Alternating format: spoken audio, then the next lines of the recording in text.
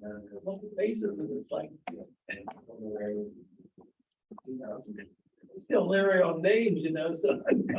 Okay, I think we're going to get started a while. Okay, okay. Good evening, everyone. Thank you so much for being here today. That wasn't me, that was you. No, I'm trying to turn it off. That's okay. I'm gonna go throw it out the window. Just, Sorry. that's okay. Just a couple of things. If you are watching from home, please type any comments or questions and we'll check at the end. This webinar is being recorded and will be available on the York County History Center YouTube channel. Just a couple announcements. Linda wanted me to announce that we had a scholarship winner for our Allvets scholarship. It was $500 going to Ronan Maley of Dover School District. And that's going to help him go to Duquesne University. So we're happy about that. Wow. Yeah, thank you, everyone. Upcoming programs here, if you're interested, we have a writers roundtable on June 2nd.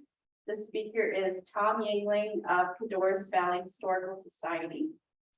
Our second Saturday program is, speaker is David Latsko. He talks about the history of sewing machines.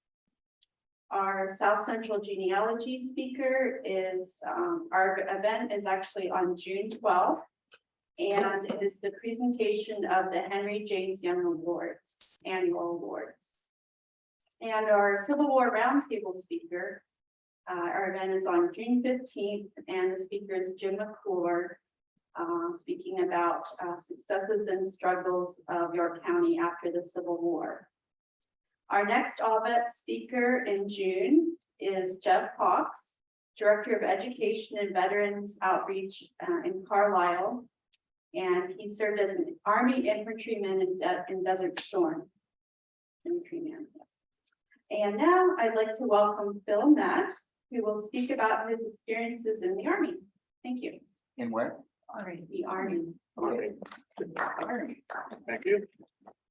I have a little format to follow, so I'll do that a little bit. And I know I was born in Pennsylvania, Grove City, moved down here when I was a little guy, so very much a native of York County ever since. I attended Central High School out in North York for 6 years, so that was a good experience as well. And when I graduated in 1963, I decided, well, either I wait to get drafted or I go enlist and get it out of the way for the time being, and then I could do what I wanted after that. So, a friend of mine, he was a classmate, and he decided to go into service on the buddy plan. Well, so much for the buddy plan. Anyway, if our names wouldn't have been, his name was Mitchell, mine's Matei. So we enlisted up in Harrisburg, of course, got on a train in Harrisburg, and they took us down to Fort Jackson, South Carolina. So that's where I was introduced to the Army. That's an experience when you get there, There's all kinds of people telling you all weird things are going to happen to you. Bayonet training is going to be bad, and thrust the bayonet at you without a scabbard, it's going to go right side of your head. That was incorrect. I found out that you don't know when you're fresh out of high school and doing this stuff. So went into basic, took your standard basic training like everybody else. It was called Tank Hill, and it was old World War II wood barracks. So that was kind of interesting as well. And there's a couple of things that really stick in my mind about Fort Jackson. In the morning when you get up, it was a little bit cold, so I went in September 23rd in 1963. So it's just starting to get a little bit cooler. So the nights were a little cool down there, and they had coal-fired furnaces. So in the morning when you wake up, you could smell that coal everywhere. So it always stuck in my mind. It always reminded me of that. The other thing was there was awfully a lot of pine trees around, and you could always smell those pine trees. So that stuck in my mind as well. So anyway, we went on took my basic, got it out of that, qualified expert with an M14 rifle. We're using those in that day. There was no M16. They didn't exist. So it's time to go to advanced training, the EIT. And the night they put us on a bus, and we had to go to Fort Knox, Kentucky. It was pouring down and raining. So I get on the bus and they have a class A's on. That's what they want you to travel on, winter uniform with greens. And they were soaked. So I get on the bus, drive the whole way to Fort Knox, Kentucky, which was probably a 7-hour drive or something like that on the bus. Get off the bus. First, then we found out that I was selected to go into leadership training school rather than go straight to a training company. So that's cool. So I went into that, and I was very enlightening because I've been using stuff from what I learned from that for years and years. And they had super instructors, and they were funny. Some were funny and just had us rolling laughing. But what you got out of that is when you got into your advanced training, I got to wear temporary corporal stripes. It was a little dark navy blue thing you put on your arm, and it had corporal stripes on it. And then one guy was selected in your company to wear the sergeant stripes. Oh, wow. Anyway, well, from the cold, or from being wet and everything, I developed a cold. Now I was acting pretty good during this leadership school, which was only 2 weeks long. So I got into my AIT company. Of course, then we're learning about tanks and machine guns and all this stuff. So that was pretty cool. I mean, for a young guy and being around all this nice heavy equipment. So they teach you how to be safe and stuff like that. And I was getting sicker. Well, came time, it's Christmas. They're going to let us go home for Christmas. So I go into Louisville, as they call it down in Kentucky, and get on the bus and headed home. Well, I had terrible headache or fever. I was pumping aspirins in the whole way home.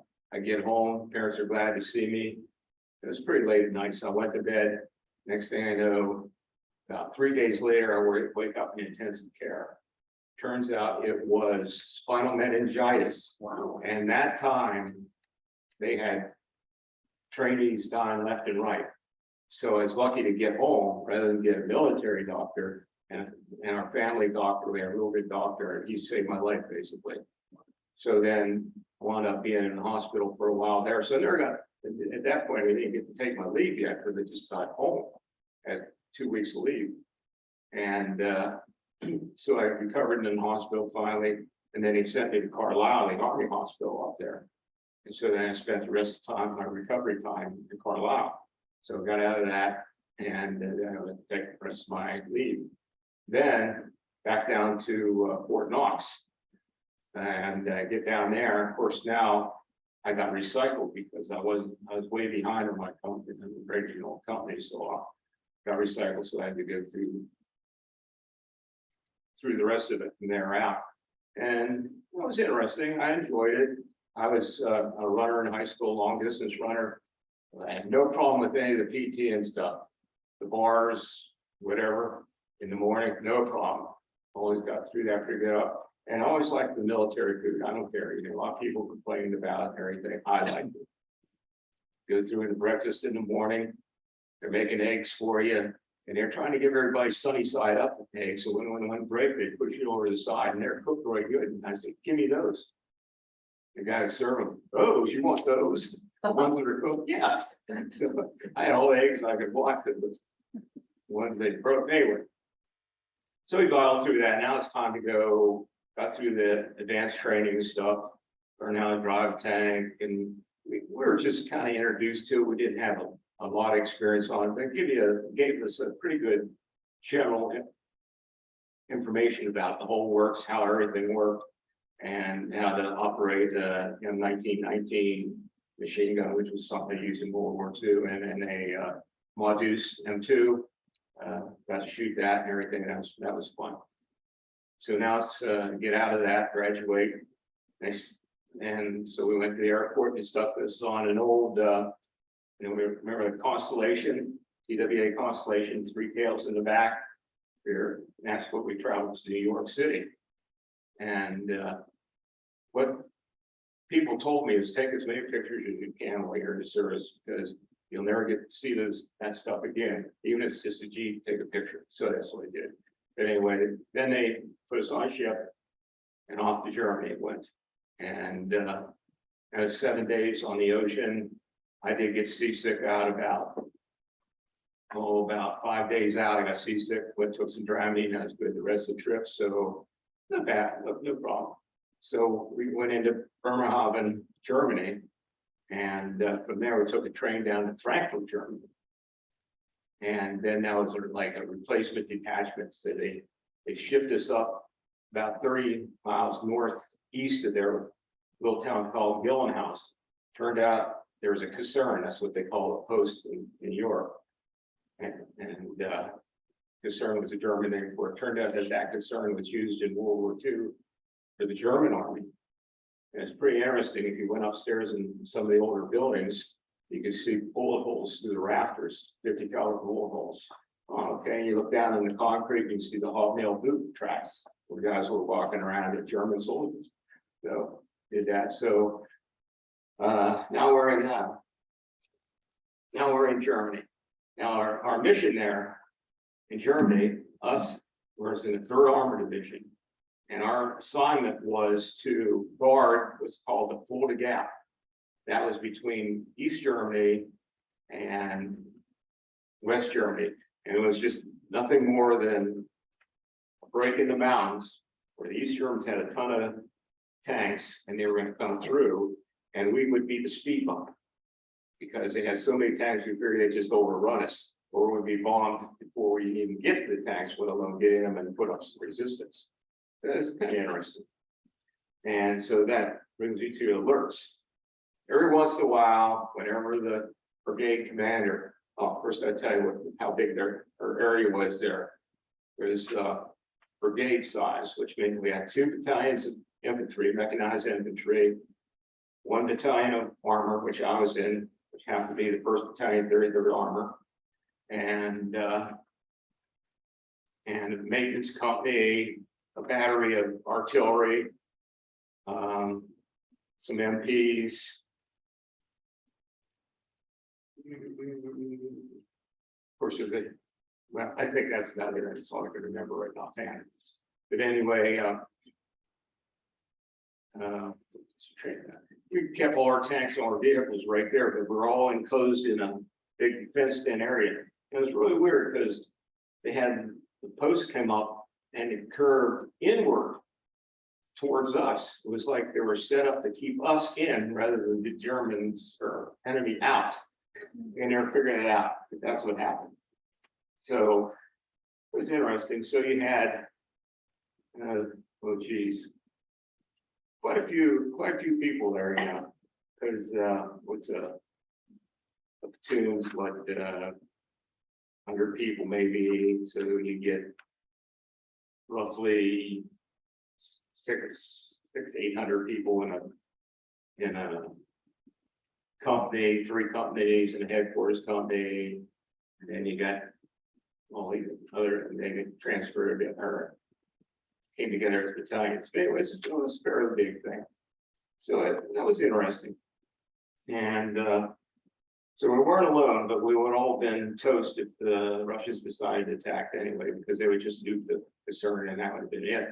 So you're out on alerts. They have alert in the middle of the day or in the middle of the night. Whenever they decide to do it, you have to pack up your bunk and all your gear and put it in your duffel bag and go down to the vehicles and sit there until they decide where they want you to call it off there, or you wanted to go out and drive around for a while. And what we generally do is they just call it off, but occasionally we get to go out, and over there we drove armored vehicles in columns right down the road with all the cars. And most of the roads were 2 lanes or 3 lanes. So cars had to watch their distance. Because a tank, when it turns, it doesn't go around the corner like a car does. It turns like this. So you got that big chunk of steel. Boom. The backing goes one way and front goes the other. Some of the German car got just a tad too close. Saw one German car, the whole side was just opened right up. Those end connectors on the track just go up and open right thing right up. That was pretty cool. And so we had a little thing on, will look like a lollipop on a stick. One side was red with a white outline, and the other one was white in the middle of the green outline. So one meant go and one meant stop to the Germans. So we tell them, hey, don't go, because there's not enough room for you to get around, and they didn't pay attention. So that's how the one guy got his car kind of destroyed, basically. Our general day was get up in the morning, fall in, inspection. We had to get to the rooms. Now, this is non-war time, so everything's like spit and polish. Yeah, everything's spit and polish. You didn't get out there and run through the dirt.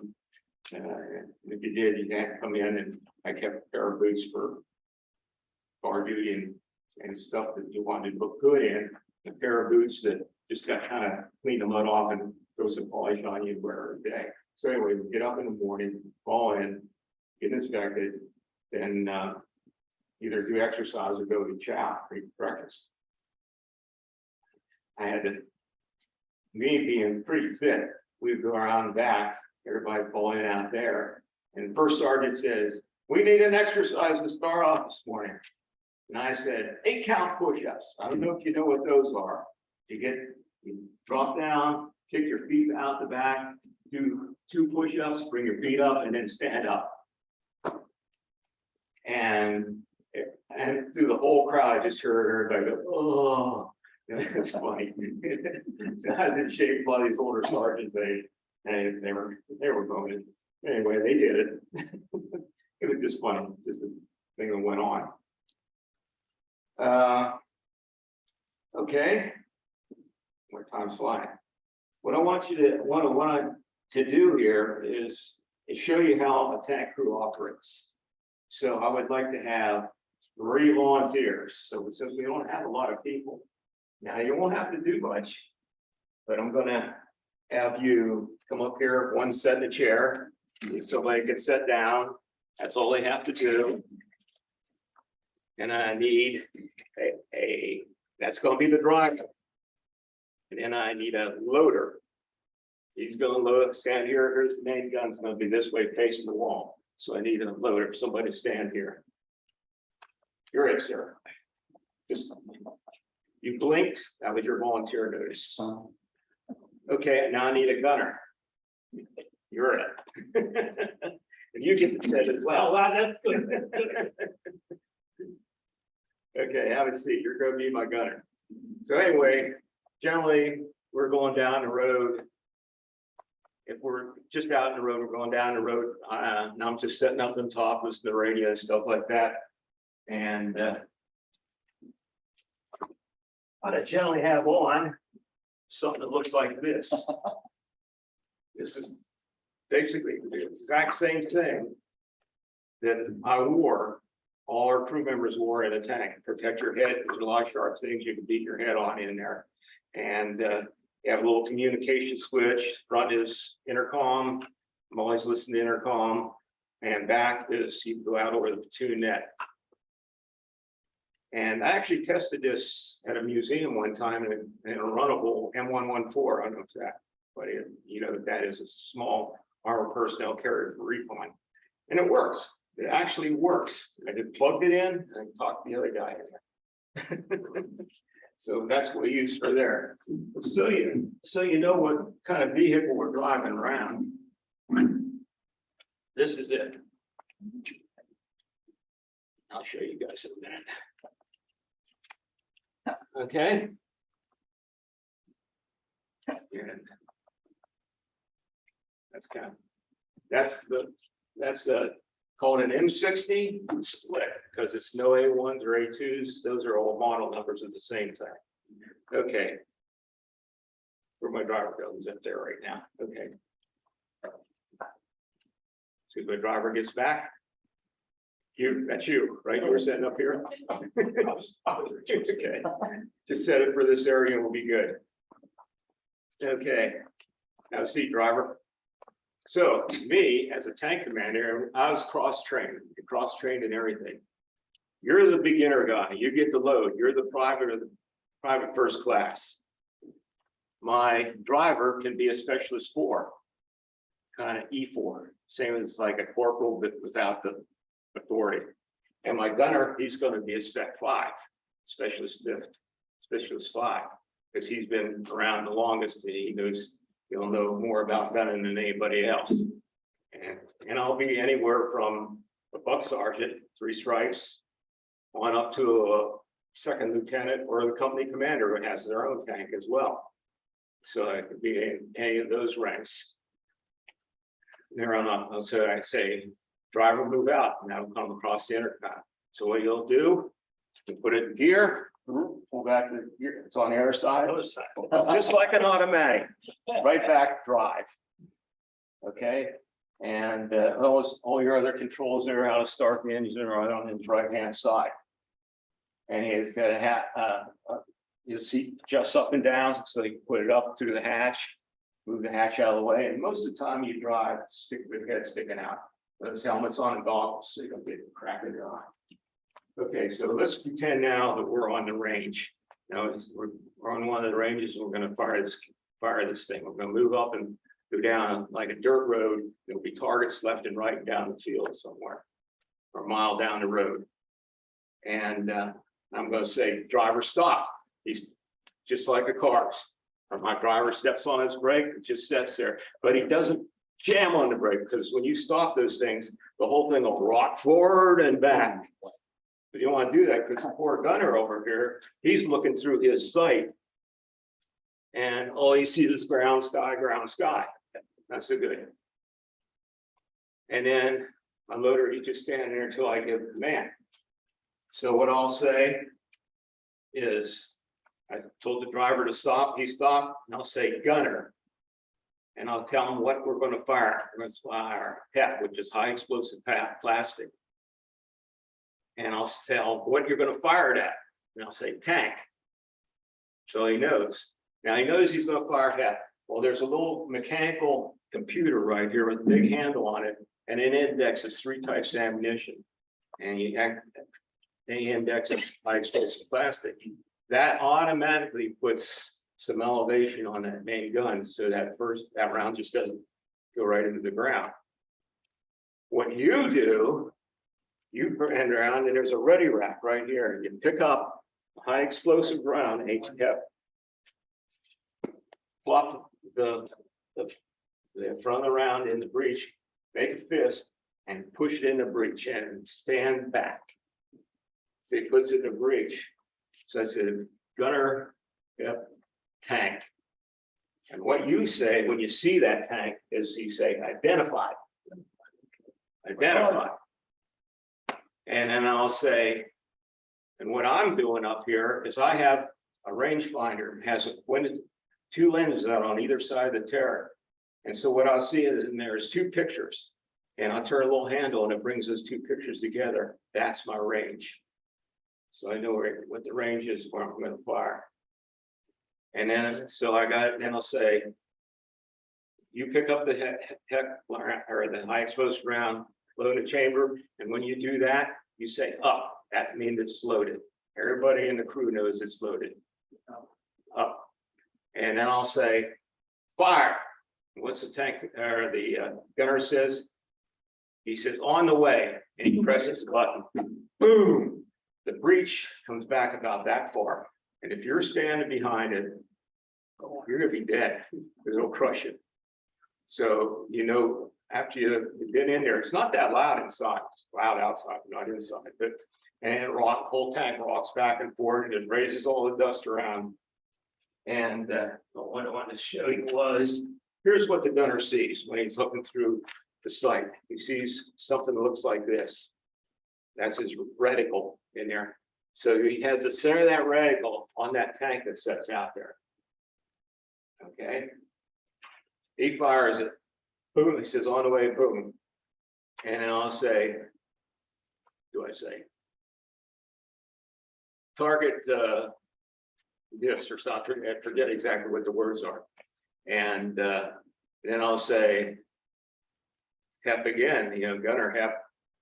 And again, he's going to say identify. You pick up the hep round, another hep round, and throw it in. Okay, and what he saw, see a little spot up here in the corner? That's when he's looking through his sights, that's where he saw that round hit. So he takes and moves the sight up to that round. That's crosshairs down here in the sight and moves it up to the round where he saw the round hit. Now that next round should be right on target. And then I'll say fire again. I know the range is the same, or I'll check it anyway. And you're going to say on the way. I told you same ammunition, so you don't have to do anything. Boom, and I say, target destroyed, cease fire. Driver move out. Driver puts it in first gear. He lets go of the brake. The brake's like you see on your emergency brake in the car. You press it in there and it locks and it stays there until you press it the next time and then it leaves it up. And so going down the road, fine. So that's basically all your commands. So I don't want to spend a whole lot of time on that, but that's how it works. So how do you control the German? My gunner does. What I'll do is I have a little handle there. It looks like some kind of control joystick. So I turn it to left, the turret is power turret. So it goes right around. I'll turn it to the right, it goes that way. Now, the gunner has like two handles. And the one has a trigger on it. So he can turn it like this, and it goes left, turn like that, goes right, or he can depress it, goes down. The other way it comes up. Now there is another manual handle in there for elevation and also for traverse. But way I used to gun it, I would keep one hand for the traverse here, and I wanted to make sure fine tune it with the elevation with the manual so I could be more precise. And that's the way I would gun it. Okay. I guess, oh, yeah, told the driver to move out. Just one other thing. There's like a first gear in the tank. No, just one gear. And then, of course, there's a reverse. And then, but there's another gear. It's called neutral steer. Okay, you guys can go back, by the way. I loved you enough. Thanks very much. Great crew. What size is your? 105 millimeter. That's what I shot with 105. Yeah, 105 millimeter, and that was a British We made. had the canister and it had 7 charges, not those. That's what we had. We had to pull out the bags, whatever. Well, this is all contained in One thing. that case. Yeah, they just load that puppy in, and you're good to go. That was talking about it. It has the tank has a neutral steer in it. So if I'm sitting there, I can pull the tank into neutral, and I can turn to the left and stomp it down. That tank will pivot on a dime, right on that dime. Right around. It's pretty cool.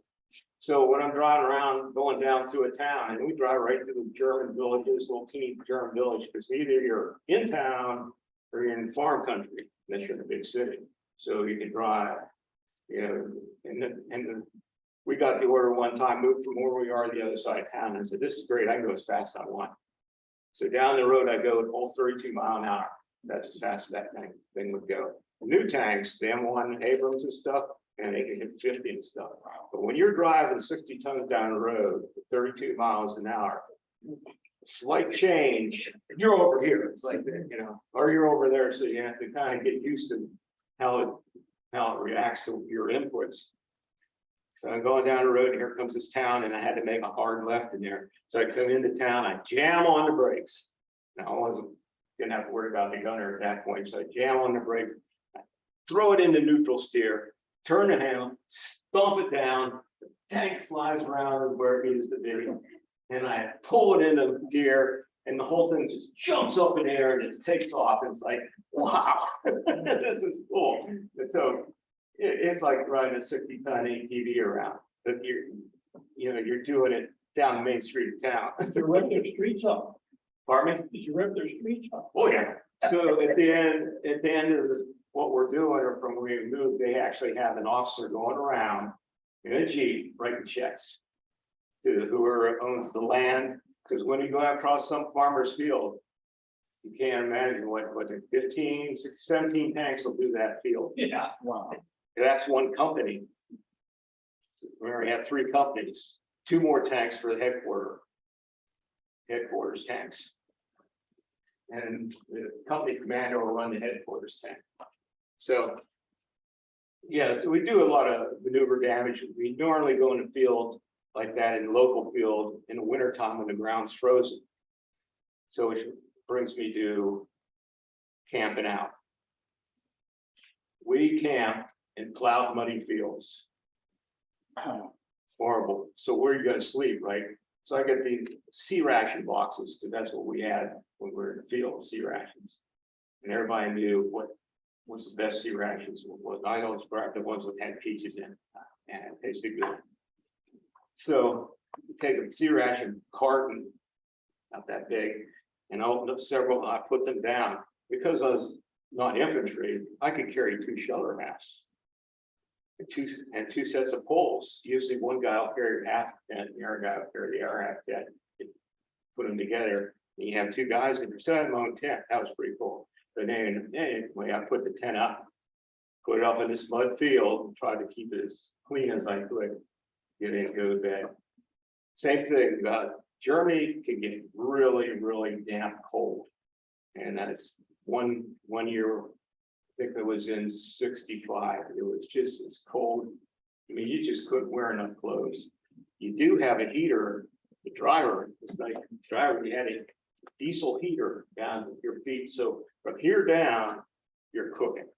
Your feet are sweating and everything. From here up, you have the cold wind coming in the hatch.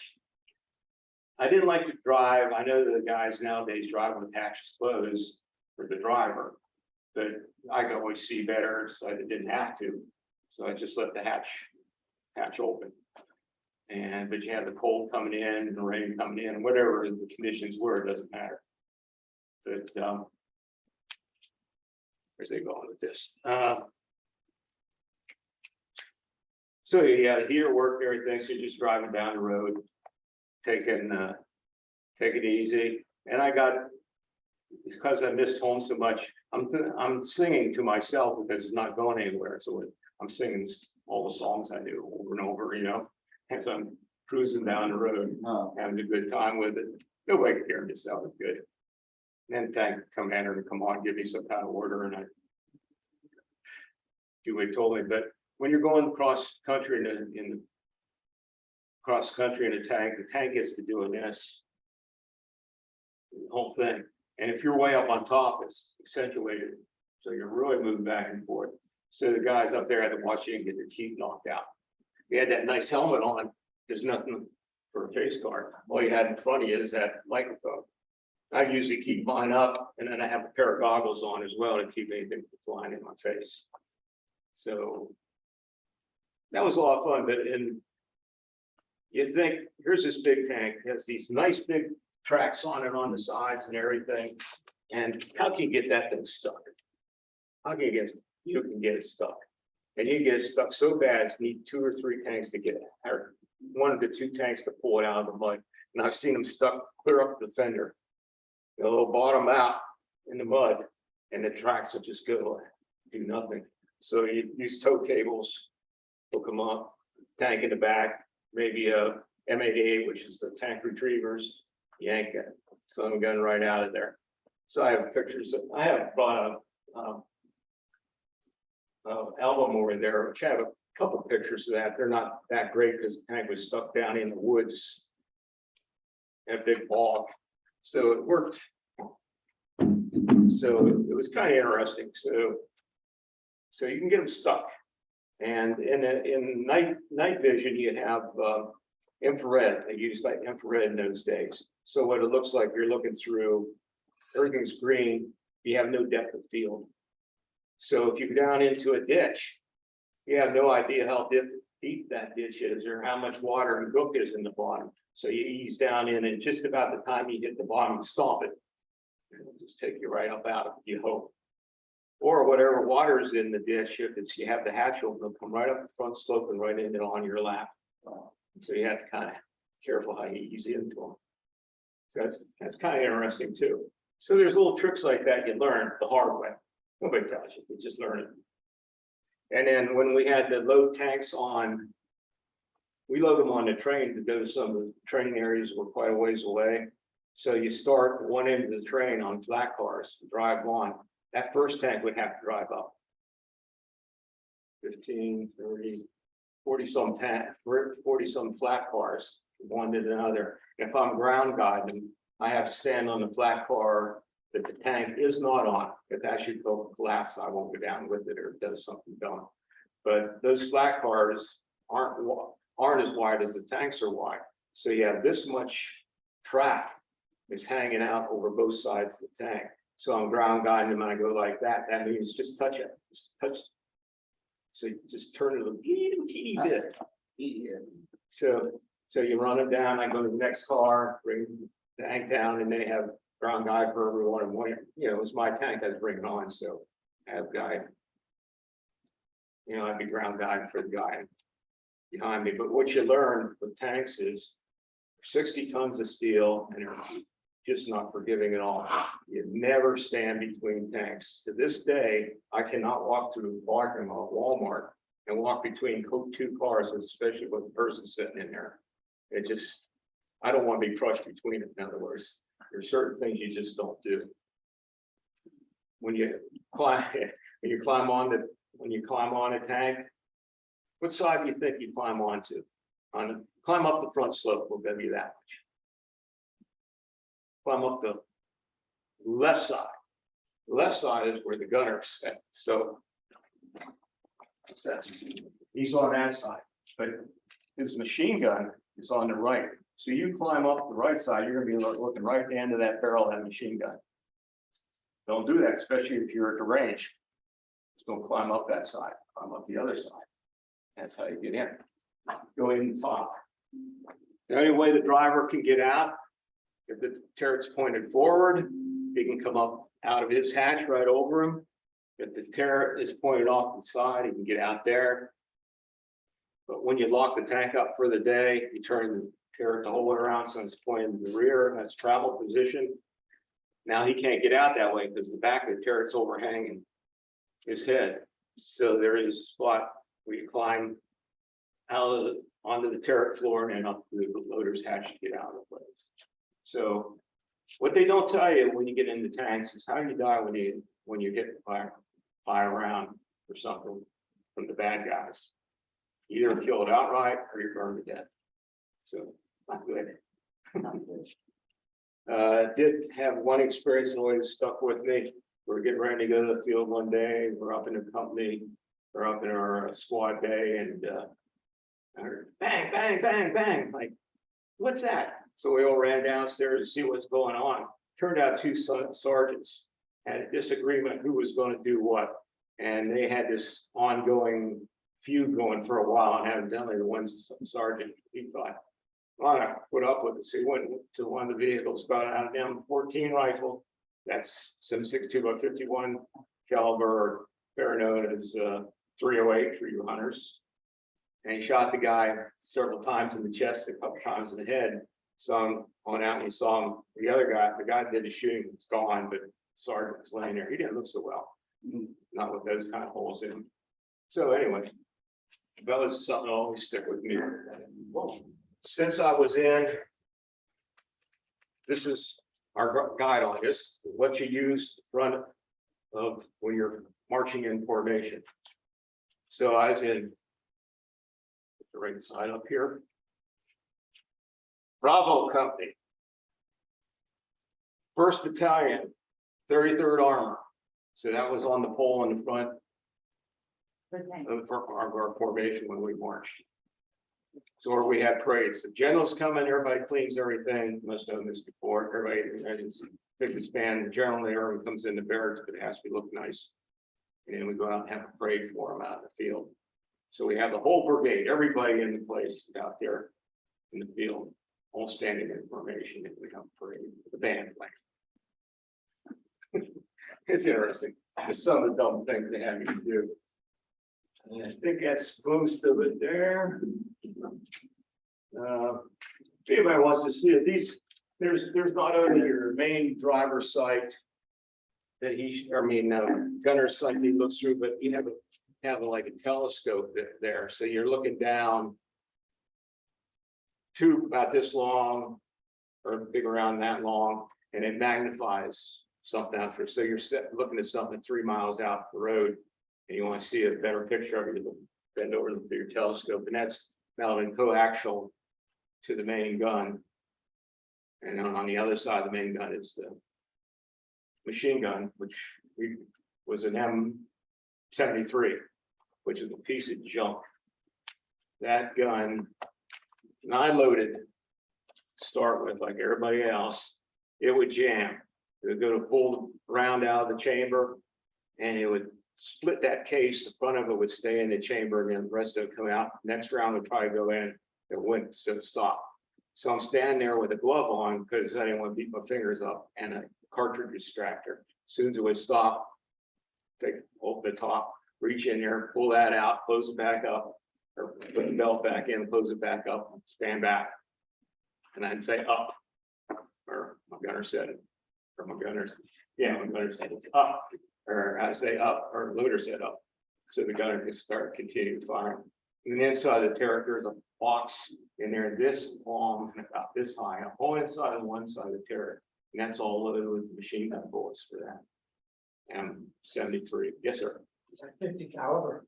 That was 7.62 by 51 .308. 50 caliber is up on top. The tank commander, me up here, I'd have it. I have my own little turret, they call them cupolas, and in that was calling it. They originally had M2 mod deuces, but tank gun was a M85, still 50 caliber, 2 rates of fire, one just spit them out, it's a little bit slower, so don't burn up your barrel. And at night fire, you just watch those tracers go way out there, and when they hit, they're bouncing everywhere. It's pretty cool at night. Oh. And then we fire the main gun. My gunner here fires the main gun. In order to see where the round hit and do that first on target. You see this big ball flame. It's all you see for an instant. And then you finally see the tracer go out and see where it hits. Now we fired a round which was called APDS, armor piercing discarding sabot. That was a tungsten carbide core, a little round thing, dark. Now they're using depleted uranium, but this is tungsten carbide steel. And that was moving so fast when I fired at that range. I never saw it hit because the time that ball of fire went away, that round was down to where it was supposed to go. I never saw it.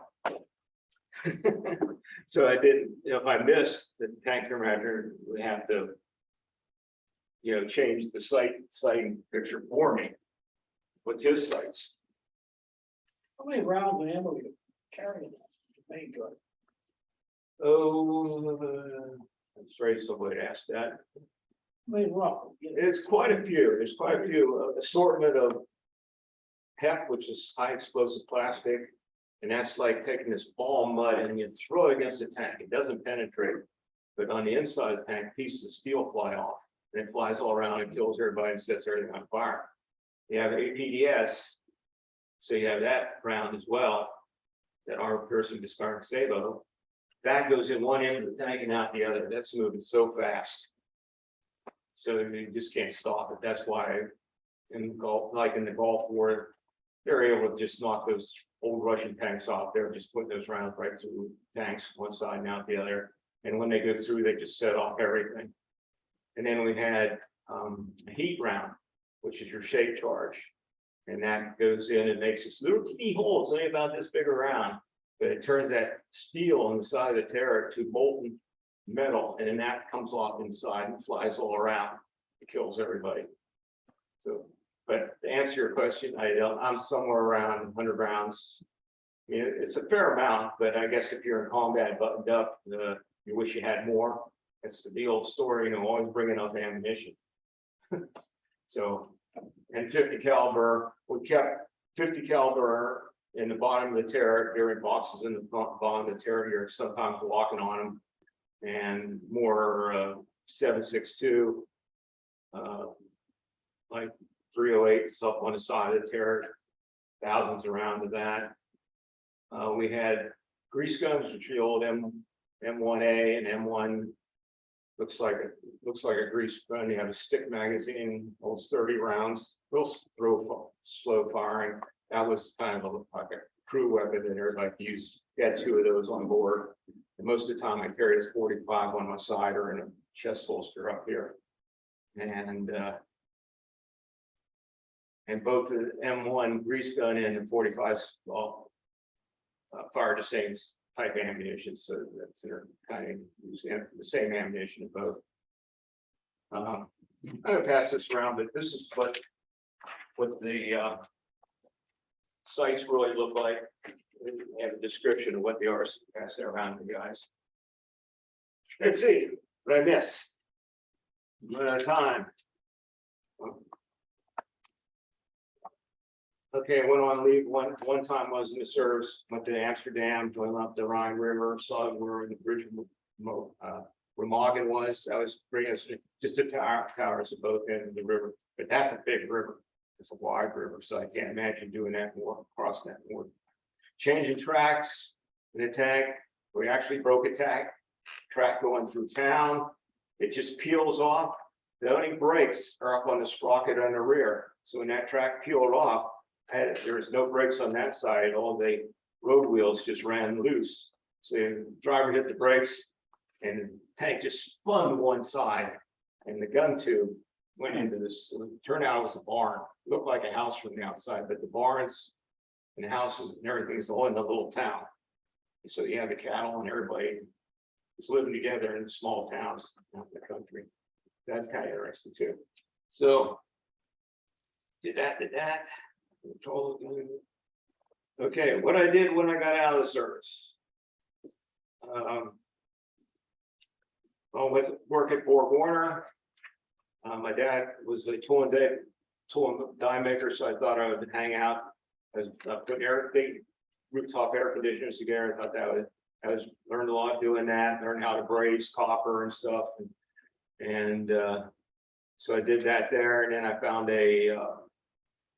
an apprenticeship program in drafting, which turns out in high school I was very good at drafting. It just something came natural. Back in the day, we did on boards and T-squares and drafting machines and that stuff. So I was very good at that. So I was employed by FinCor Automation, which I stayed there for 41 years.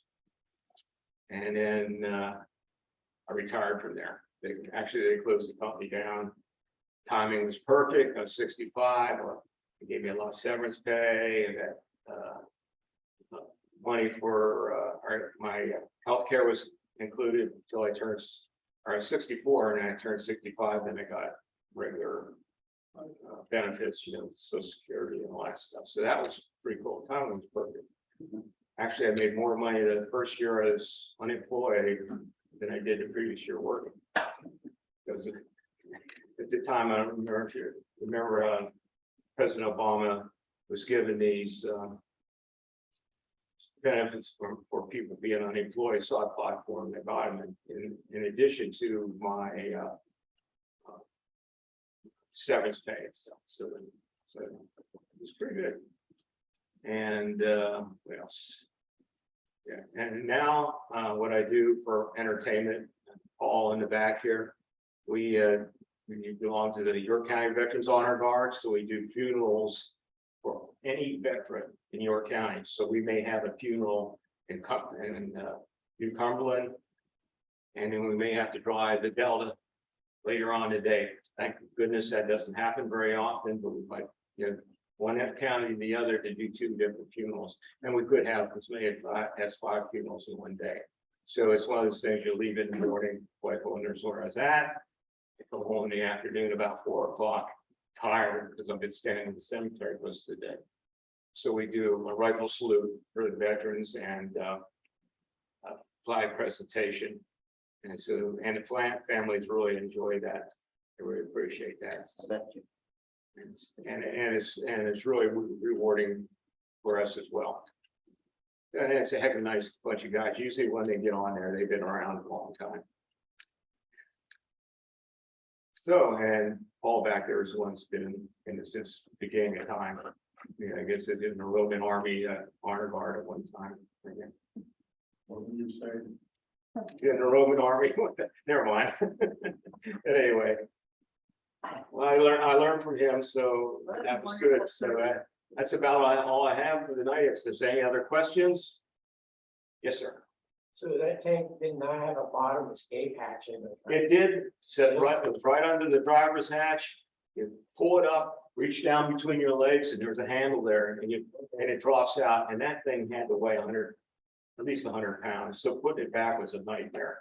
Yeah, reach down in there, squat, grab both hands, and use your legs and stuff, and pull it up, and then get the right height, turn it, and then it's back on. You watch that movie with Brad Pitt, Jury? I'm sorry. Did you watch that movie with Brad Pitt was in? Yeah, that is probably the best depiction of tank combat that I've seen, and how it really is. Last guy got out the bottom. Yeah. Right? Yeah, they had those in old M1 Shermans as well. Yeah. That's about the size of tank you're talking about. You've ridden it. About that size? No, these Sherman is probably 45 tons or something. This one is 62 tons. That's bigger. Yeah, this is a lot bigger and a lot more armor, a lot flex a lot bigger. What they used to call it, the British would call them Tommy cookers, because when they got hit by a round, the whole thing catch fire. And those were gasoline as well. These are diesel, so they don't. Now you got a lot of stuff in there you wouldn't think, but there's a lot of stuff in there will burn, like hydraulic stuff. Everything's operated with hydraulics. You got a hydraulic to it everywhere, and that stuff burns pretty good too. You do have a fire extinguisher you can pull for the engine compartment. There is none for. You just have a little standard CO2 fire extinguisher for the inside the turret, and that is it. You get hit, you want to be out there just as fast as you can be, as fast as you can move. So, How many persons can go in now? there's 4, like we had here, the loader, lowest ranking driver, next gunner, and tank commander. Okay. Thank you. Thank you. Thank you. My pleasure. Quite interesting. First time I had the chance to tell this whole story. There's a ton, we could go on, I could go on for a couple hours probably. Y'all don't ever sleep in there. You said you had to get out and just put cardboard down in the mud. Well, you can't, they wouldn't let us sleep in there. They wouldn't let us sleep in a tank because guys were leaving them run and the heater running, they fixated them when they died. So no tanks running, but you cannot stay inside there in the wintertime. That steel gets so cold. I don't care how many clothes you have on, it just radiates through. And in about half an hour, you'll be freezing. So you have to get out and set a tent. And I did that on the snow as well. Put my air mattress down, which was an air mattress, which did work. So before you know, I was right down on the snow and then sleeping bag. So would it be warmer with the snow or the mud? I mean, I know the snow is cold, but Probably the mud because it's a warmer it's warmer. day because I you know have that's mud, it's that's not probably a frozen. dumb Yeah, question. yeah. But I got bored at night because sometimes you'd have to get up in the middle of the night and do guard duty for an hour. So one night I made a snowman. Oh. Yeah. So